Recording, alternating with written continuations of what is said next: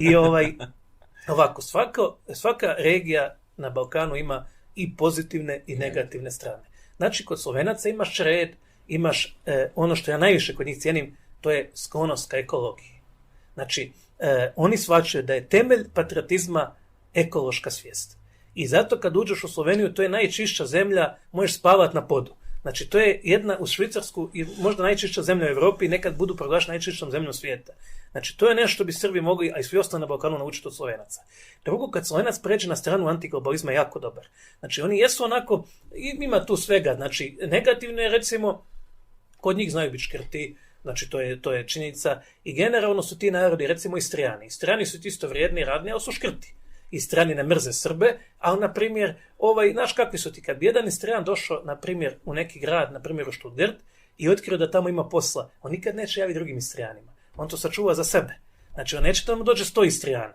Znači, onda, recimo, tamo generalno imaš više reda, Slovenija ili Zagorje ili Istra, tamo su ljudi malo škrti. Tamo gdje imaš više nereda, tamo su ljudi šire ruke. Zagorci su jako dobri. Ja možda od svih regija na Balkanu najviše volim Hrvatsko Zagorje, nemam kapi njihove krvi, ali tamo isto ljudi pitomi, dobri. Znači, tamo dođe šaka Roma, im radi cirkus, radi im zulume, oni se ne bune, znaš kako bi u Dalmaciji prošlo. Mislim, nema jednog Roma u Dalmaciji.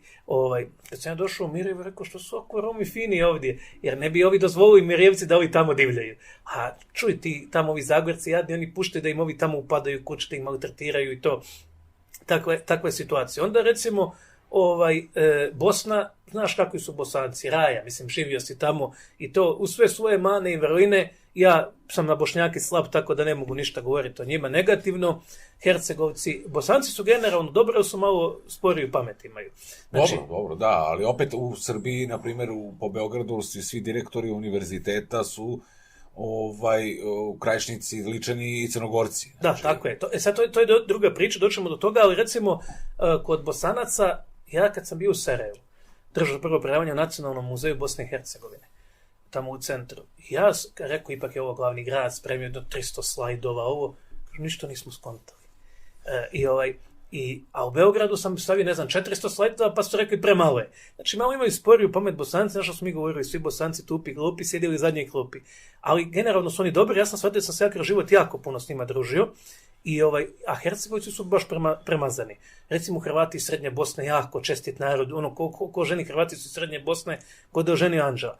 Opet Srpkinje su drugačije, Srpkinja uvede diktaturu i to je to, nema. Kada one mene pitaju kako se ne bojiš ove ustaše što ti prijete smrću, pa sam u vezi sa Srpkinjom. Mislim, to je prvo, to je najviše se toga bojimo, onda ide sve ostalo. A meni kaže udarit ću te. Tako mi kaže. Znači, to je... I meni isto, da. Znači, one prebjegavaju fizičkom nasilju po potrebi. Znaš, pucaj po vlastnom nahođenju.